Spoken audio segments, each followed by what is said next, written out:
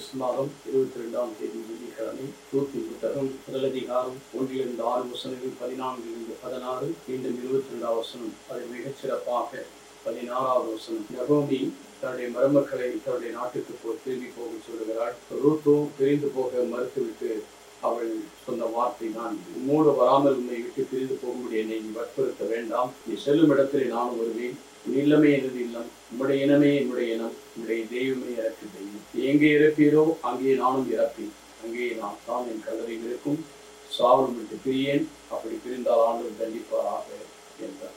இந்த அளவுக்கு இந்த 14-15 வசனங்கள் கொடுத்து, ஆனால் மற்ற மருமகளோடு என்ன செய்ய ரூபா மாமியாரை விட்டு சென்று விட்டார். அவள் தன்னுடைய நிலைக்கு அவள் மோக நாட்டிலே இருந்து விட்டார்.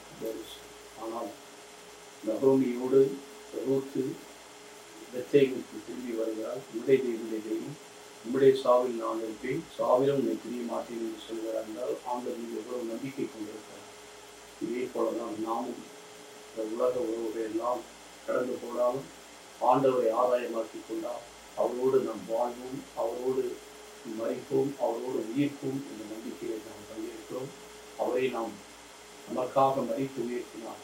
நமக்காக மறித்து உயிர்த்த ஆண்டவருக்காக நாம் வாழ்ந்து நம்முடைய வாழ்வை அர்ப்பணிப்போம்.